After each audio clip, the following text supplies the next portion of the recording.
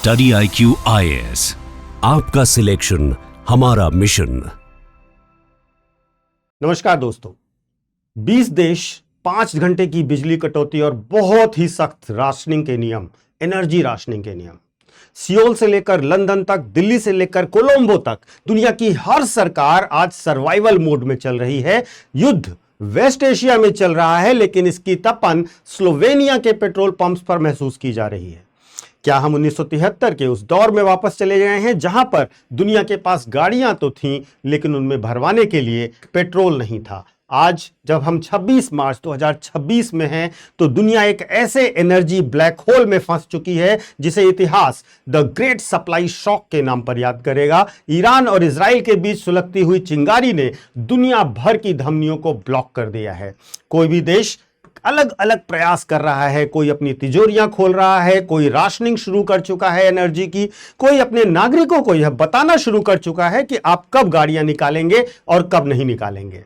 मैं हूं डॉक्टर पंकज मिश्रा और आज हम डिकोड करने वाले हैं कि इस ग्लोबल एनर्जी क्राइसिस की असली जड़ क्या है, इससे निपटने के लिए दुनिया भर के कौन से सर्वाइवल टूल्स विभिन्न देश अपना रहे हैं, और सबसे बड़ा सवाल और अहम भी कि क्या इंडिया सेफ है। तो सवाल यह है कि युद्ध मिडिल ईस्ट में चल रहा है, और यह बहुत बेसिक सा सवाल है कि जब युद्ध मिडिल ईस्ट में चल रहा है तो पूरी दुनिया क्यों हिली जा रही है। तो इसका जवाब भी बहुत आसान और इंपॉर्टेंट है। आप इससे अवेयर हो चुके होंगे कि पूरी दुनिया की इस एनर्जी सिक्योरिटी आज एक सकरे रास्ते से होकर गुजरती है, जो है स्ट्रेट ऑफ हॉर्मुज।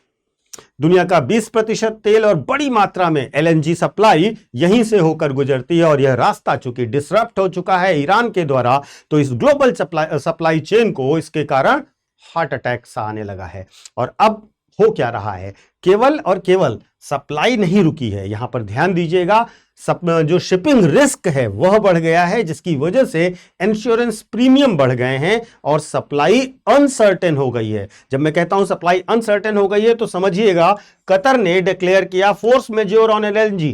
मतलब कतर कह रहा है कि हम अपने कॉन्ट्रैक्ट्स पूरे नहीं कर सकते, जो पहले से कॉन्ट्रैक्ट किए हुए वो भी अब पूरे करने की बात नहीं कर रहा है। महत्वपूर्ण यह है कि एनर्जी अब केवल महंगी नहीं हो गई है, वास्तव में यह अनरिलायबल हो रही है। जब सप्लाई चेन को इस तरीके से हार्ट अटैक आता है, तो डॉक्टर्स यानी कि सरकारों को कड़वी दवाइयां भी देनी पड़ती हैं। दुनिया की बड़ी अर्थव्यवस्थाओं ने इस संकट से निपटने के लिए अपने अपने हथियार निकाल लिए हैं, और सबसे पहला हथियार है कंट्रोल का। यानी कि सरकार अब तय करेगी कि ईंधन कहां जाएगा और कहां नहीं जाएगा। उदाहरण के लिए भारत ने अपनी पॉलिसी तुरंत चेंज की। भारत की पॉलिसी है किचन फर्स्ट, इंडस्ट्री लेटर की। हम पहले हाउस होल्ड सप्लाई सुनिश्चित करेंगे, LPG का प्रोडक्शन बढ़ाएंगे, और साथ ही साथ जिनके पास PNG का कनेक्शन होगा उन्हें सिलेंडर रिफिल करने से रोका जा रहा है। इसके साथ भारत ने अपने सप्लाई नेटवर्क को 27 देशों से बढ़ाकर 41 देशों तक फैला दिया है। इसी प्रकार चाइना को देखें तो चाइना ने फ्यूल एक्सपोर्ट बैन कर दिया है, डोमेस्टिक स्टेबिलिटी पर सबसे ज्यादा महत्व दे रहा है। इसी प्रकार जापान ने अपने इतिहास का सबसे बड़ा इमरजेंसी ऑयल रिलीज किया है। 15 दिनों का रिजर्व उसने बाजार में उतार दिया है। सप्लाई कंट्रोल करना यह पहला कदम था, और सप्लाई कंट्रोल करना आसान भी है, लेकिन असली चुनौती तब शुरू होती है जब यह संकट आम इंसान के घर के दरवाजे तक पहुंच जाता है। और देखिए, यह एनर्जी शॉक कैसे पूरी दुनिया के 20 से ज्यादा देशों में एक बड़ा डोमिनो इफेक्ट क्रिएट कर रहा है। अब उस अलग अलग हिस्से को समझने का प्रयास कीजिएगा। सबसे पहले हम श्रीलंका की बात करते हैं। श्रीलंका में नेशनल फ्यूल पास बनने लगे हैं, QR कोड बेस्ड। व्हीकल्स की लिमिट कर दी गई है, और पब्लिक हॉलीडेज एवरी वेडनेसडे को वहां पर मैंडेटरी पब्लिक हॉलीडे घोषित कर दिया गया है। इसी प्रकार आप देखेंगे तो पाकिस्तान में 4 डेज वर्क वीक बना दिया गया है, 50% मैंडेटरी वर्क फ्रॉम होम कर दिया गया है। बांग्लादेश में रोलिंग ब्लैकआउट शुरू हुए हैं, 5 घंटे का डेली ग्रिड शटडाउन होता है, और LNG की कॉस्ट 18 गुना बढ़ गई है। जो पहले 3 रुपए हुआ करती थी वह 55 रुपए पर यूनिट हो गई है। इसके साथ साथ एशिया के अलग देशों में आप देखिए, वियतनाम और फिलीपींस में वर्क फ्रॉम होम के डायरेक्टिव्स दिए गए हैं। थाईलैंड में सरकार ने डिसाइड किया है कि लोग AC कट करें, AC यूज कट करें, एलिवेटर्स का यूज करें। इस प्रकार के मेजर्स सरकार ने जारी किए हैं। साउथ कोरिया की बात करें तो इन्होंने कोल प्लांट्स को रीस्टार्ट करने का निर्णय ले लिया है। इसी तरीके से इजिप्ट में देखें तो इजिप्ट ने डोमेस्टिक फ्यूल सब्सिडीज को बढ़ाने का निर्णय लिया है। केन्या ने मैसिव पंप प्राइस वाइटेलिटी को देखते हुए रीस्ट्रक्चर किया है स्टेट फ्यूल रिस्टेबलाइजेशन फंड के तौर पर।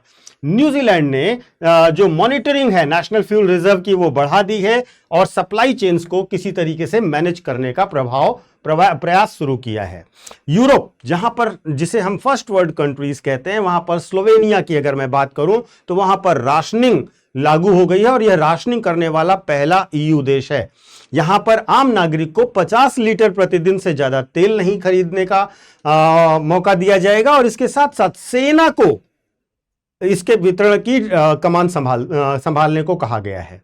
इसी तरीके से आप याद करिए कि 2025-26 में भीषण सर्दी पड़ती है यूरोप में और इसके कारण आज यूरोप में गैस का रिजर्व मात्र 30% बचा हुआ है। जर्मनी और इटली जैसे जो औद्योगिक पावर हाउस हैं यूरोपियन यूनियन के, वो अब टेक्निकल रिसेशन की तरफ आगे बढ़ रहे हैं। जर्मनी में पेट्रोल पंपों को आदेश दिया गया है कि एक दिन में केवल एक बार ही वो रेट बदल सकते हैं। अब हालात बेकाबू हो चुके हैं और जब हालात बेकाबू होते हैं तो सबसे पहले जिसकी तिलांजलि दी जाती है वो होते हैं सिद्धांत। कल तक जो देश पर्यावरण और ग्रीन एनर्जी की दुहाई दे रहे थे, आज वो अपने सर्वाइवल के लिए पुराने और सख्त रास्तों पर वापस लौट रहे हैं। तेल की आग के कारण क्या हुआ है, साउथ कोरिया ने ऑड इवन लागू किया है और पर्यावरण की चिंता छोड़कर कोल प्लांट शुरू करने का निर्णय ले लिया है। इसी प्रकार से अगर हम स्पेन की बात करें, स्पेन ने 5 बिलियन यूरो का प्लान लॉन्च किया है। पेट्रोल पर 30 सेंट पर लीटर की छूट दी जा रही है। ताइवान ने जो ताइवान की सरकार है उसने कीमतों की 60% बढ़ोतरी का बोझ खुद उठाने का निर्णय लिया है। अब सवाल यह है कि क्या यह केवल फ्यूल क्राइसिस है या इससे भी बढ़कर कुछ और है। देखिए, एनर्जी में सिर्फ पेट्रोल नहीं होता। जब पेट्रोल या एनर्जी के दाम बढ़ते हैं तो इसका असर पड़ता है कृषि पर, ट्रांसपोर्ट पर, इंडस्ट्री पर, इलेक्ट्रिसिटी पर और यह सब के सब डिपेंड करते हैं एनर्जी सोर्सेस पर। और एनर्जी क्राइसिस जब बढ़ता है, जैसा अभी बढ़ रहा है, तो इन्फ्लेशन आता है, महंगाई आती है, खाद्य पदार्थों के दाम बढ़ना शुरू होते हैं, जॉब्स में गिरावट आना शुरू होती है, नौकरियां कम होने लगती हैं और फलस्वरूप अंततः जो वृद्धि है, जो ग्रोथ है, उसमें भी गिरावट दिखाई देती है। इसका मतलब बहुत साफ है कि एनर्जी क्राइसिस हुआ है। इसका मतलब यह एक इकोनॉमिक क्राइसिस बनेगा, इंडस्ट्रियल कोलैप्स होगा, एग्रीकल्चरल फेल्योर होंगे, करेंसी डिवैल्यूएशन करना पड़ेगा और यह सब एक साथ होगा। महत्वपूर्ण रूप से यह समझने का प्रयास कीजिएगा उस सवाल को जो हमारे मन में भी है, आपके मन में भी है। दुनिया तो जल रही है, लेकिन इस महासंकट के बीच हमारा देश, हमारा भारत कहां खड़ा है। तो देखिए, यहां पर भारत की अगर हम बात करें तो भारत के लिए भी पेट्रोल बहुत मायनों में बहुत बड़ी भूमिका निभाता है। ये एनर्जी सोर्सेज बड़ी भूमिका निभाते हैं। जैसे कि एग्रीकल्चर में अगर हम देखें तो खाद महंगी हो रही है। खाद महंगे होने के कारण फूड इन्फ्लेशन तो होगा ही होगा। इसके साथ साथ इंडस्ट्रियल क्राइसिस बहुत बड़ी आने की संभावना है, जहां पर यदि कच्चा तेल 150 से $190 प्रति बैरल की तरफ बढ़ते हुए दिखाई दे रहा है, तो यह हो गया अगर, तो वैश्विक मंदी को कोई भी ताकत रोक नहीं सकती। भारत के पास जो पॉजिटिव साइड है वो यह है कि भारत के पास स्ट्रेटेजिक पेट्रोलियम रिजर्व हैं और इसमें लेकिन दुखद बात यह है कि ये 10 दिनों के लिए भी पर्याप्त नहीं है। इसके साथ साथ हमारे पास कॉमर्शियल स्टॉक रनवे अवेलेबल है जो कि 74 दिनों का अवेलेबल है और भारत का रूस के साथ कूटनीतिक डील अभी के लिए, फिलहाल के लिए हमें सुरक्षित रखे हुए है। लेकिन अगर क्राइसिस बढ़ता है, ऑयल $150 प्रति बैरल से कहीं ऊपर चला जाता है, ग्लोबल रिसेशन आने लगता है, तो भारत में भी पेट्रोल के दाम बढ़ेंगे, ईंधन के हर एक सप्लाई चेन से रिलेटेड चीज़ों के दाम बढ़ेंगे या फिर भारत सरकार पर सब्सिडी का बर्डन बढ़ेगा और दोनों तरफ से भारत को बड़ा नुकसान होगा। तो एक प्रश्न और भी बहुत छोटा सा उठता है कि यह क्राइसिस क्या वॉर खत्म होते ही खत्म हो जाएगी? क्या यह टेम्परेरी क्राइसिस है या इससे कुछ बड़ा है? यह भी जानना बहुत जरूरी है। देखिए, अगर हम देखें तो ब्रिटेन का एक बड़ा क्लासिकल एग्जाम्पल दिखाई देता है। ब्रिटेन ने इसे अवसर की तरह लिया। ब्रिटेन ने नए नियम लागू किए। उन्होंने कहा कि अब इंग्लैंड में बनने वाले हर नए घर में हीट पंप्स और सोलर पैनल्स अनिवार्य होंगे।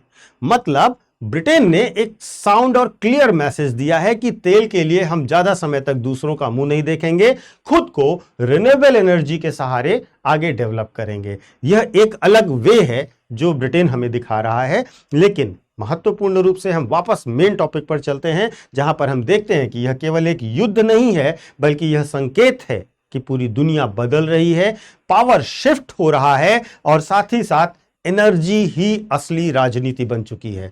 आज जो छोटे देश कर रहे हैं, कल को यही करना बड़े देशों की मजबूरी भी होगी। अब दुनिया केवल दो रास्तों में बटेगी, एक ऑयल डिपेंडेंट नेशंस पर और दूसरा रिन्यूएबल एनर्जी ड्राइवन नेशंस पर। तो पूरे तरीके से एक जो फ्री मार्केट का जो कॉन्सेप्ट था एनर्जी में, अब वो स्टेट कंट्रोल में आता हुआ दिखाई दे रहा है और ये कंट्रोल इकोनॉमी की तरफ पूरा शिफ्ट है। देखिए, फाइनली अगर मैं कहूं तो एनर्जी वो नई करेंसी है जो आने वाले सालों में दुनिया का भविष्य तय करेगी।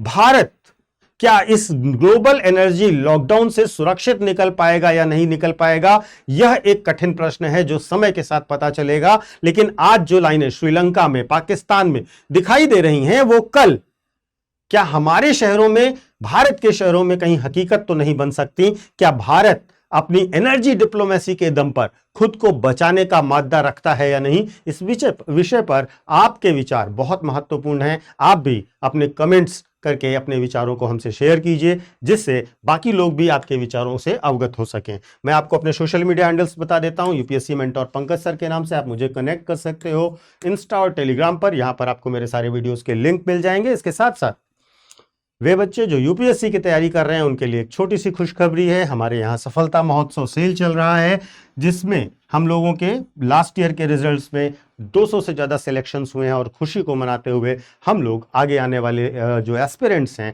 उनके लिए एक बड़ा डिस्काउंट ऑफर दे रहे हैं। 60% का फीस में ऑफ दिया जा रहा है। यह डिस्काउंट यूपीएससी के प्रत्येक कोर्स पर अवेलेबल होगा। किसी भी वर्ष की आप प्रिपरेशन कर रहे हो, हर कोर्स पर आपको यह 60% ऑफ मिलेगा। लेकिन कब तक ये मिलेगा? 27 मार्च तक। तो आप जल्दी करें और हमारे बैचेस से जुड़ें। महत्वपूर्ण रूप से इनकी सारी जानकारियां आपको डिस्क्रिप्शन बॉक्स में दिए गए लिंक और साथ ही साथ हमारे ऐप और वेबसाइट पर देखने को मिल जाएंगी। बस आपको यह करना है कि आप कोर्स खरीदते समय पीके लाइव कोड का इस्तेमाल करें। Thank you so much. Study IQ IAS, आपका सिलेक्शन हमारा मिशन।